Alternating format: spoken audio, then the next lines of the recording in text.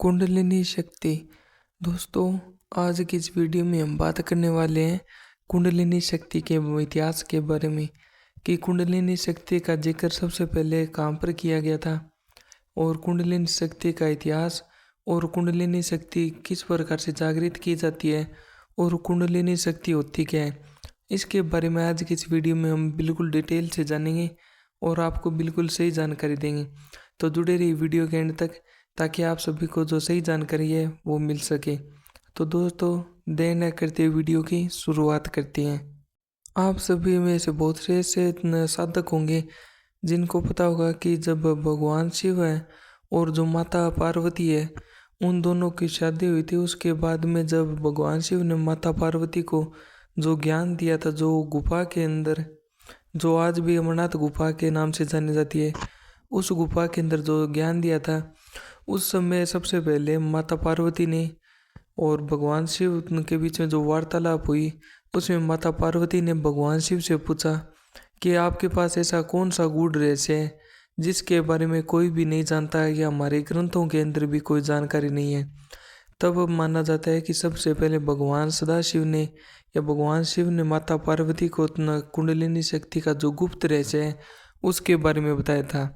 उसके बाद में जो माता पार्वती है उन्होंने धीरे धीरे करके जो कुंडलिनी शक्ति का रहस्य है वो संसार के अंदर जो ऋषि मुनि थे उनको दिया। उसके बाद में ऋषि मुनियों के द्वारा जो ग्रंथ लिखे गए उनके अंदर भी कुंडलिनी शक्ति के बारे में जिक्र किया गया।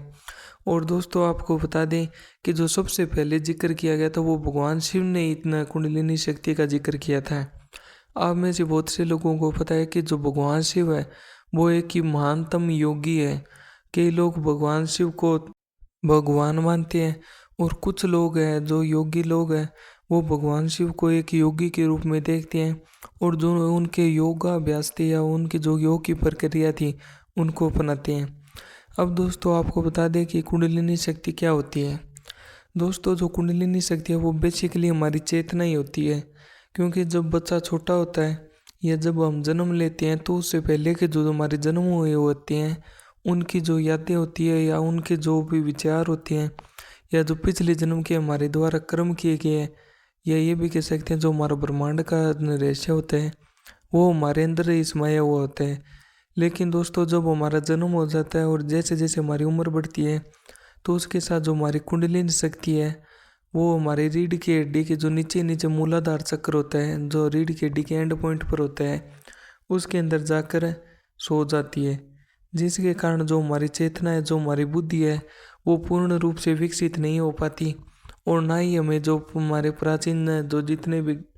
रहस्य हैं उनके बारे में पता चल पाता और ना ही जो हमारे पिछले जन्म के जो हमने कर्म किए थे उनके बारे में पता चल पाता है। आपको बता दें कि जो कुंडलिनी होती है वो बेसिकली एक सांप के आकार में दिखाई हुई होती है। इसके पीछे का जो कारण है वो ये है कि जो कुंडलिनी शक्ति होती है वो मूलाधार चक्र के अंदर 3 लपेटें लगाकर सोई हुई होती है